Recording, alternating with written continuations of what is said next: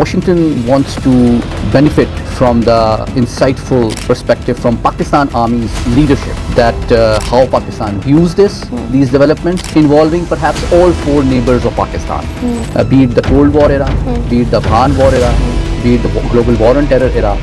The main focus of both countries was regional security, balance of power, and counterterrorism. So the relationship was mainly anchored into the security cooperation.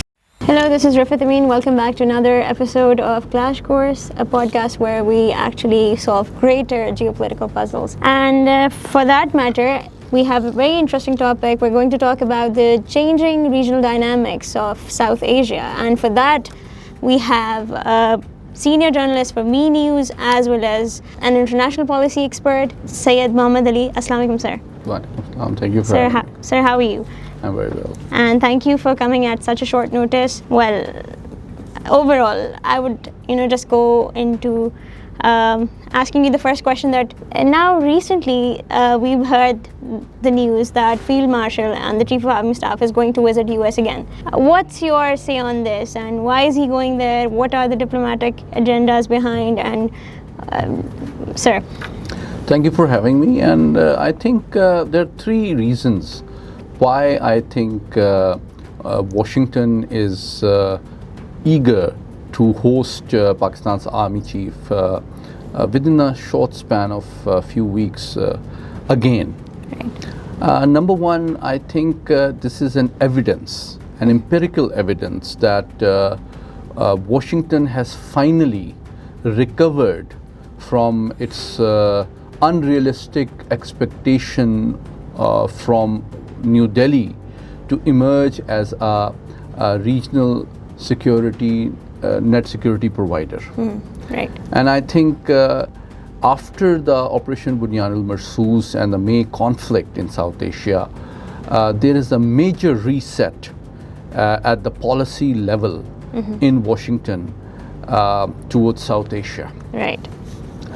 And thirdly, I think Washington and its different power centers have recognized that they should not overestimate both the commitment and capacity and the political will of New Delhi towards US regional and global foreign policy and security interests and agenda, and also not neglect the timeless responsible statecraft behavior and capability of Pakistan in general and Pakistan's military in particular as a net security stabilizer in this region. That is the second reason.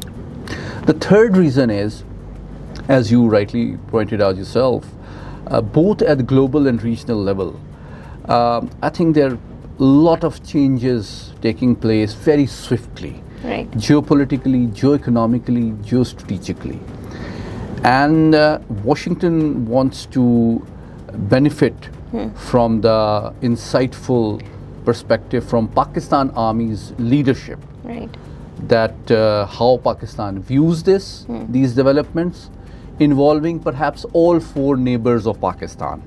I am sure in his high-level engagements, both US and Pakistan are interested in discussing and consulting the changing dynamics related to all four neighbors of Pakistan, be it China, be it India, be it Iran, be it Afghanistan, and the role that Pakistan can play in further stabilizing this region and surmounting the diverse challenges which are emerging and afoot simultaneously. But sir, considering we are trying to improve militarily, but what happened in 2024, India improved its imports about 4.7%, right? And it has been working in its military domain even now. But after the post-Pahalgam incident, we have seen that you think that India is moving towards the isolationism, and as well as how is it going to regain its, re-engineer basically, its position back in South Asia? Okay, the two aspects of your question, let me individually and separately try to answer that. first regionally and second globally. I think if you look at the last 18 years of Indian strategic behavior, statecraft, diplomacy, and narrative Right. towards several issues, I think I agree that this has reduced the trust, the soft power, Right. and the goodwill of New Delhi, both globally but particularly regionally, Right. for several reasons. And let's first address the causes and then the consequences. The primary cause is, I think, all the neighbors of India are perhaps unanimous Right. and increasingly concerned that India represents a hegemonic strategic ambition towards perhaps all its neighbors, and has a history of actively either intervening or militarily attacking or indirectly supporting terrorist organizations and proxies in perhaps most, if not all, of its neighbors. Right. They've been supporting Dalai Lama and his successionist agenda in Tibet. It has been, you should recognize India as the founder of proxy wars and supporting terrorist organizations way back almost 55 years ago when it supported Mukti Bahani in the erstwhile East Pakistan. Right. It actively supported Tamil Tigers Right. against the territorial integrity and sovereignty of Sri Lanka. Exactly. It has recently been proven that even the current Bangladesh government faces threats to destabilize it from New Delhi. And you know very well that it has been actively supporting several terrorist outfits operating out of Afghanistan, which are attacking Pakistan Exactly. through multiple ways. So that is, I think, a reality that the region has realized for a long time. But I think after the Indian policy to use its intelligence agency actively, not just regionally but globally, to support assassination plots of its Sikh critics and political activists was revealed, Right. particularly in Australia, in United Kingdom, in Canada, in the US. I think the Five Eye Alliance became very worried about the intentions of India. So that was the second reason why greater distrust is emerging in the Western world Exactly. towards India. Indian commitment and sincerity. The more recent reasons are the neutral New Delhi's stance in the Ukraine war Right. at a time when Biden administration was militarily supporting Mr. Zelensky's government heavily in the previous administration, and now huge economic pressure is being faced by most US allies Right. to discourage them from any sort of economic interdependence with Moscow. Right. In contrast to these two policies, India has chosen to increase, not reduce, its energy and economic interdependence with Moscow, which has really angered Washington. Right. Last year, India purchased oil from Moscow worth almost $52 billion as the second biggest oil import market, at a time when the US wants to sort of discourage all its allies, including the NATO members, to buy any energy from India. So that has really angered Washington. And the third reason is that India continues to heavily rely and depend on Russian military hardware to meet its conventional armed forces needs of Army, Air Force and Navy. Recently, US offered F-35 deal, and the Indians have not shown a lot of keenness. According to latest reports, they are still more interested in purchasing the 5th generation Sukhoi 57 aircraft, which they find as more reliable and compatible with current training, logistics, and communication infrastructure of Indian Air Force. So that is the third reason. And the fourth and last reason is that Mr. Trump is very angry with India for denying a fair, transparent, and favorable market access to US exports, and not reducing the tariffs and protectionism of Indian farmers and small businesses. So these four things have really angered the US, and I think in days and weeks to come, this distrust is going to grow in Washington, will seriously reduce Indian relevance and trust in Washington. But sir, considering the entire situation with India and US, Pakistan, is it in the favor of Pakistan? And considering that Pakistan actually has secured 3 major deals with the US, and do you think it's going to be a short-lived, honeymoon period, or a long-term diplomatic gesture? That's a very important question, and thank you for asking this. I think there are two aspects which will determine the quality and the endurance of this current goodwill period between Washington and Islamabad.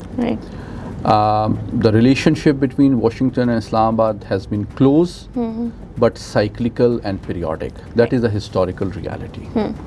So I'm sure Pakistan's policymakers and leadership should be wise enough to ensure that they structure and build the current phase of Pak-US bilateral relationship in a manner that prevents periodic tactical engagement, and it can be translated and anchored into long-term, durable, mutually beneficial interests. The initial signs are good and positive. That indicates that there are certain areas beyond short-term common interests which are emerging and being mutually explored by both Washington and Islamabad to build a new era of relationship which should be more enduring, more expansive, and deeper than previous episodes. Let me identify a few. In the previous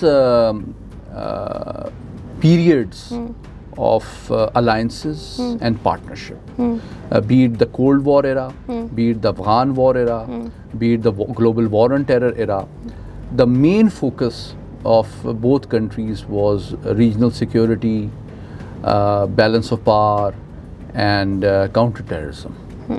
So the relationship was mainly anchored into the security cooperation. Pakistan also benefited immensely from US assistance and goodwill in providing relief whenever we went to international financial institutions in IMF and World Bank as well. And we still appreciate that. The third aspect of Pakistan-US relationship, which is not very popular but critical, is the fact that US is Pakistan's largest export market, and it is a growing export market. We export more than $7 billion of our exports, which is almost 23-24% of our total exports, and we want this export volume to grow further. And mainly our exports include textiles. But now there is greater interest in the US of exploring energy cooperation, offshore drilling, exploring rare earth minerals, and at a time when US values energy interests and rare earth mineral exploration as its vital interest to maintain its current stance in the world order. So Pakistan is offering itself not just as a bulwark against the global threat of terrorism, a net security stabilizer and a balancer in South Asia, Right. but also as a future prospective partner in energy and rare earth mineral and technological sort of advantages that the US continue to maintain. So that indicates there are areas which are expanding. Another fourth aspect which I foresee in the context of the recently concluded CDS conference that Pakistan hosted, it seems that Pakistan is offering its good offices to Washington Right. to build a regional network of countries which offer sort of a partnership against the global threat of terrorism. Right. And in this case, I think the growing prospect of cooperating against terrorism with Central Asian countries Right. is a realistic possibility, which I think will be discussed during the forthcoming visit of Pakistan's Army Chief to the US. But sir, Pakistan's relations, we can see that there is military cooperation going on between US and Pakistan. But considering its relations with China, China has also invested in around 6.8 billion in 2024.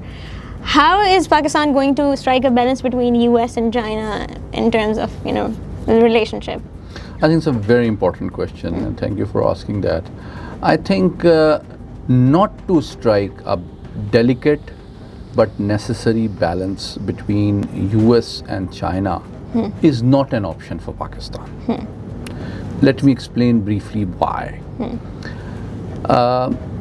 China is the most important investor in Pakistan in infrastructure development. China also offers Pakistan a reliable source of military hardware to meet our conventional needs of all three services. Right. China always supports us diplomatically on different multilateral forums as a permanent member of UN Security Council. Now, this is a exceptional relationship that we have with China. Right. With the US, there are three critical interests which are equally important but different. And no one country, be it China or US, is willing, let me clearly mention, or capable of meeting Pakistan's all economic, diplomatic and security needs unilaterally. Right. Neither willing nor capable. Okay. So it is Pakistan's compulsion to ensure it meets its economic need and security need which it expects from the US through bilateral cooperation, and similarly benefit from very close, trustworthy Beijing-Islamabad relationship, while ensuring it is not used by either against the other. So it should be close bilateral cooperation, short of being used by one against the other. Right. And let me also clarify, recently I've spoken to the senior diplomatic leadership of Pakistan and China. They expect Pakistan, Beijing expects Pakistan to maintain its goodwill in Washington.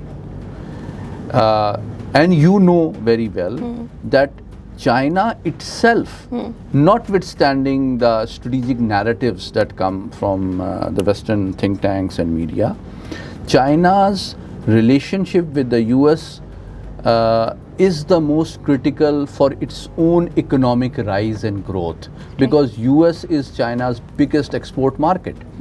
So if China loses US goodwill and export market, it will be a huge harm to the Chinese interests, which China does not want. Right.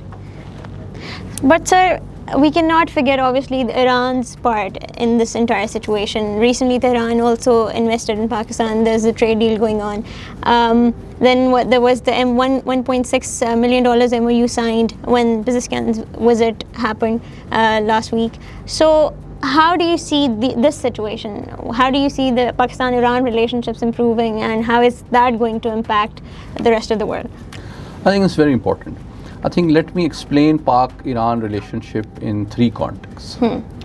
At the multilateral level, globally, at the regional level, and at the number three, at the bilateral level. At the global level, I think there are a lot of issues in which we have a shared interest. Right.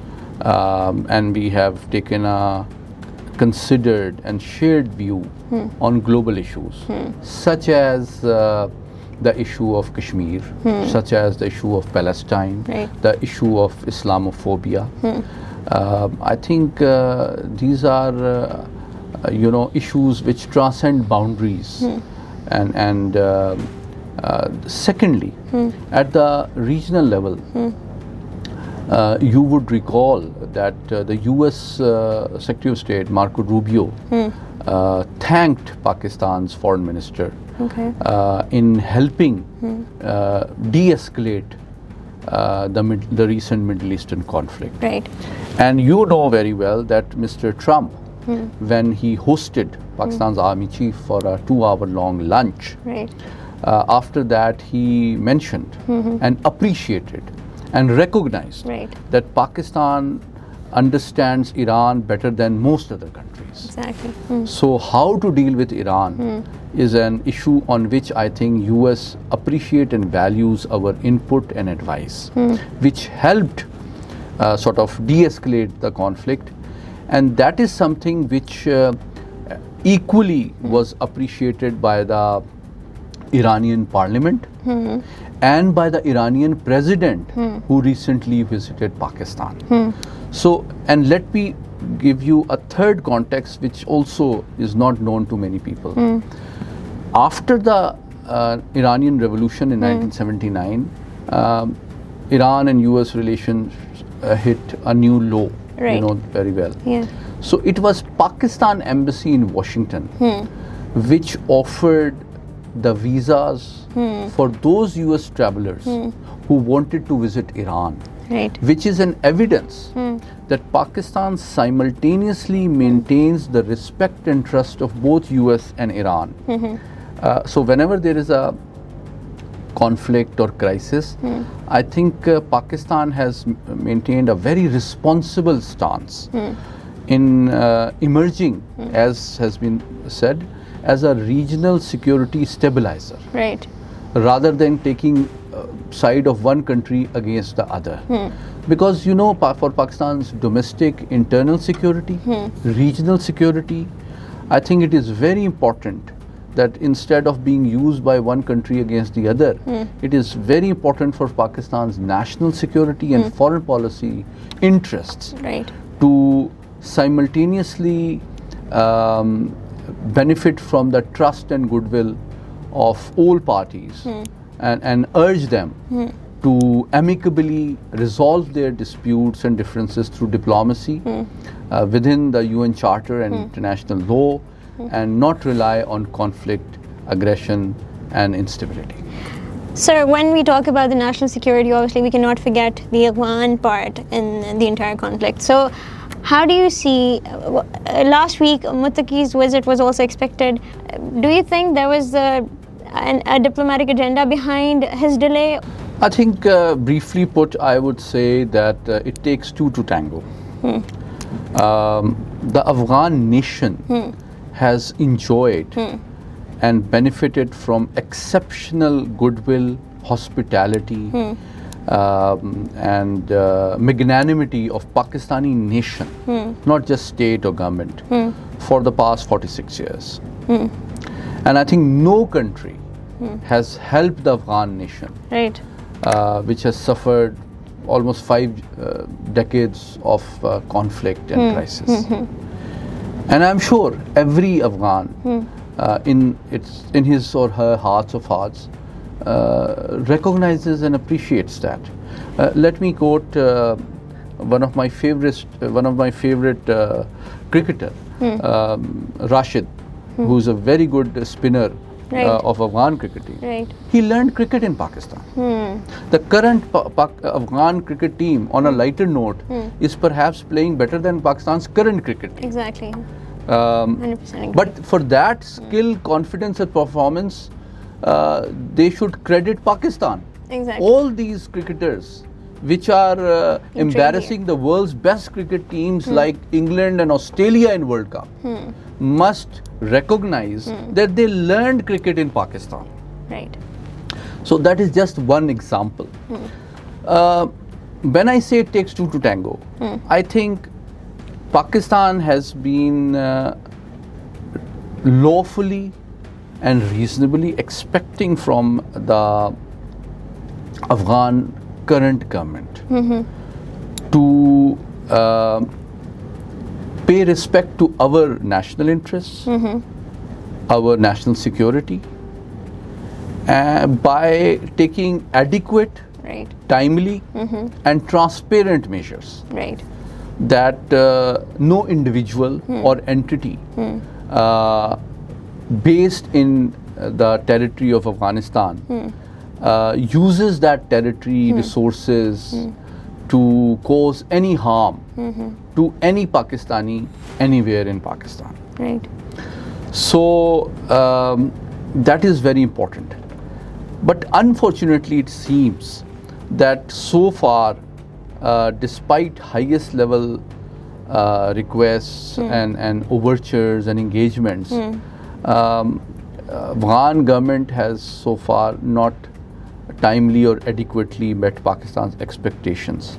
But let me conclude by saying, recently the two very major incentives that Afghan government has received from Pakistan and China are tangible, substantive, and lucrative incentives Okay. for good behavior, Right. for responsible statecraft. One is the offer to extend CPEC and include Afghanistan, Right. which will allow Afghanistan to benefit from the trade Right. and allow Afghan people to also benefit and improve their quality of life and benefit from those opportunities that this development will offer. Right. The second is the more recent idea of developing a train link between Pakistan, Afghanistan and Uzbekistan. This will allow Pakistan to trade with Central Asia via Afghanistan through trade links as well. So if Afghanistan wants to overcome its economic challenges, its governance challenges, then I think it is very important that it should timely, adequately and transparently overcome the terrorist threat that emanates from its territory and poses threat to the whole region, connectivity and prosperity, and benefit from these opportunities so that the common people of Afghanistan also benefit from these opportunities, and through good behavior it improves the trust and goodwill of its neighbors and emerges as a responsible government which deserves the trust, investment and eventual recognition of the international community. I'm moving towards my last question. With India being disengaged, are we seeing a new bloc here, Pakistan, China, and Afghanistan, Iran, and that's going to actually replace the SAARC's irrelevance? Again, a good question. I think, first, principally, I believe the current Pakistani military and political leadership has realized that engaging and entangling Pakistan in bloc politics does not serve Pakistan's long-term geo-economic or geostrategic interests. So the current phase of Pakistan's foreign and security policy is based on carefully balancing its relations with emerging, resurgent, Right. and status quo global powers simultaneously at bilateral level through multi-domain partnerships, Right.